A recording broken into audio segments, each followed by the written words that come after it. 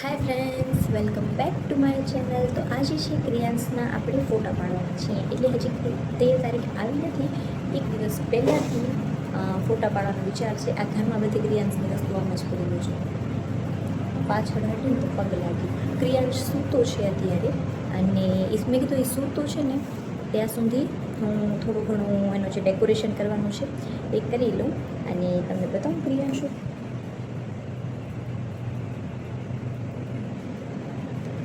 ક્રિયાંશ સૂતું છે એટલે વ્હાઈટ કપડું ગોતીશ પહેલાં, અને જોઉં છું બીજું હવે શું લઉં બહાર લખવા માટે. તો એ થોડી ઘણી વસ્તુ લઉં અને પહેલાં અહીંયા કરી નાખું. પછી ક્રિયાંશને ઉઠશે ને, ક્રિયાંશ જ્યારે મતલબ ત્યારે એને નવડાવીશ, તૈયાર કરું અને પછી તમને બતાવું આગળ. બ્લોગમાં બન્યા રહેજો અને ફોટોશૂટ એનું કેવું લાગ્યું કમેન્ટ કરીને જરૂરથી કહેજો. તો આ ટાઈપથી કંઈક અમે ડેકોરેશન કર્યું હતું અને પછી ક્રિયાન્સને બેસાડી અને એમાં એના ફોટા પાડ્યા. તો ફ્રેન્ડ્સ, ક્રિયાન્સનો ફોટોશૂટ કરી નાખ્યો છે અને જો 2:45 થવા આવ્યા છે. આજે અને એમ કે હું ફોનમાં કોઈકથી વાત કરું છું ને આનો તમને હું કારનામાં કહું ને તો આ જુઓ. શું દાંત બતાવો છો? બંધ કર મોટો. આ પાવડર પાછળ નાખી છે અને અહીંયા ઘણી બધી વસ્તુ હશે પણ તમને દેખાશે નહીં, કેમ કે અહીંયા જુઓ આટલી જગ્યા છે ને, અહીંયાથી રિમોટ ટીવીનો મારો ફોન 2-3 વખત, પેન્સિલ કે પેન કે એવું કાંઈ પણ હોય ને એ નાખી દે પાછળ. અને પાછો હું એને નાખવા ના દઉં તો એ રોવે. ક્રિયાંશુ જો, અને ભગો આમ જુઓ, એના કપડાં પણ ખરાબ કર્યા. ચડેવું ક્યાં છે ને જોજો. અને નહીં તો પછી અહીંયા છુપાશે, અહીંયા છુપાશે, ઉમાં છુપાશે અને ઓ પડદા પાછળ પાછળ દાંત કાઢે. એને આ પાવડર વગર હાલે જ નહીં ક્યાંય. ક્રિયાંશ પડીશ તો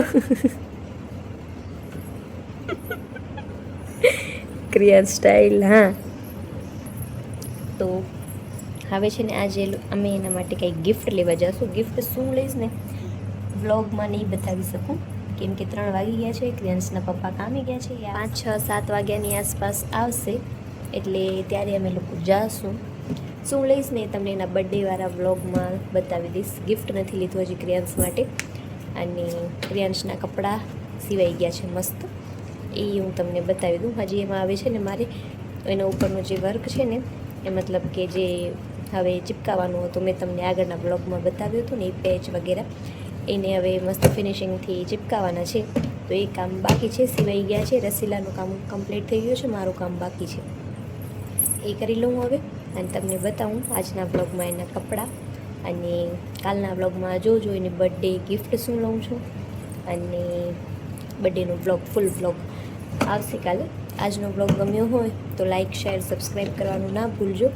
અને બર્થડેના કપડાં બતાવું. જુઓ, આ છે ક્રિયાન્સના કપડાં. તું આવજે નહીં, એની ફૂલ કોશિશ છે મારા કને આવવાની.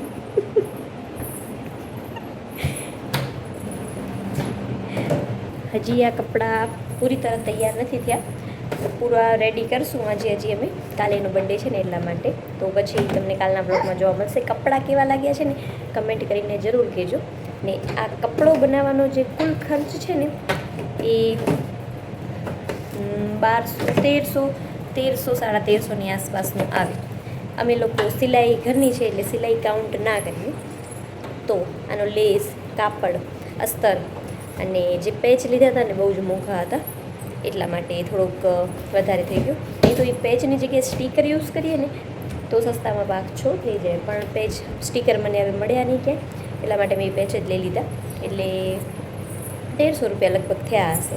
તો એટલામાં સરસ બની જાય ઘરે જ. મેં ઓનલાઈન જોયા હતા ને તો એને મને 3-3.5 હજાર રૂપિયા કીધા હતા. પાછા આવો લુક નહોતો આવતો એમાં, એ સારા ના લાગ્યા મને એટલા માટે.